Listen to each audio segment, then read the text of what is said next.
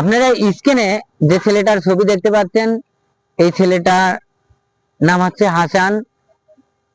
ইনি বাংলাদেশ গোলকিপার, বাংলাদেশ হয়ে উনি খেলা করেন।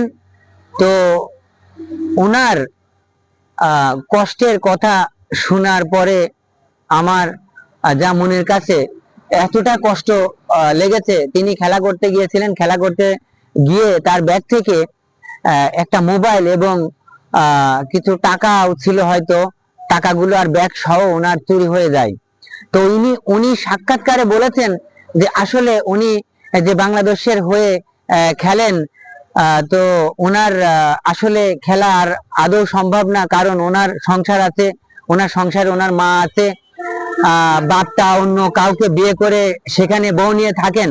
এই ছেলেটার যে অসহায়তা, এই অসহায়তা দেখে আমার কাছে এতটাই কষ্ট লেগেছে, আমি ওনার ওই ভিডিওটা দেখে আমি মানে কেঁদে দিছি আর কি।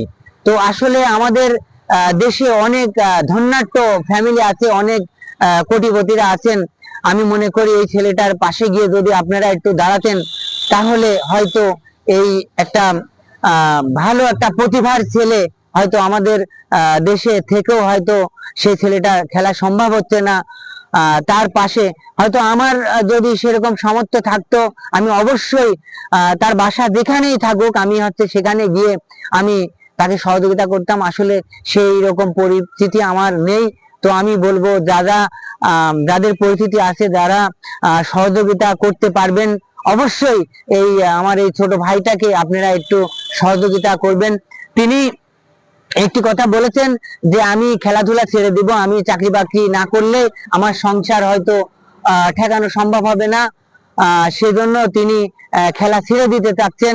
তো আমি মনে করি তিনি যে বাসায় থাকেন তার একটা বাসার জায়গাও নেই, তিনি একটি বাসার জায়গা 2 কাঠা অথবা 3 কাঠা জায়গা কিনে তিনি সেই জায়গায় যদি তিনি টিন শেড একটি বাড়িও করতে পারেন, তাও তার জন্য তিনি অনেক ধন্য মনে করবেন।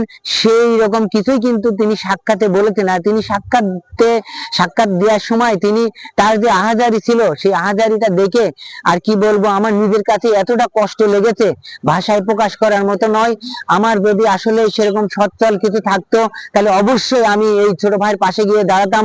তো আপনাদের কাছে আমার একটা রিকোয়েস্ট, যে আপনারা এই ছোট ভাইয়ের পাশে, অনেক লোক আছেন আমাদের এই দেশে, অনেক ধন্যাঢ্য ফ্যামিলি আছেন, অনেক কোটিপতিরা আছেন, তারা অবশ্যই এই প্রতিভার একটা ছেলের পাশে গিয়ে আপনারা দাঁড়াবেন, সেই প্রত্যাশায় আপনাদের।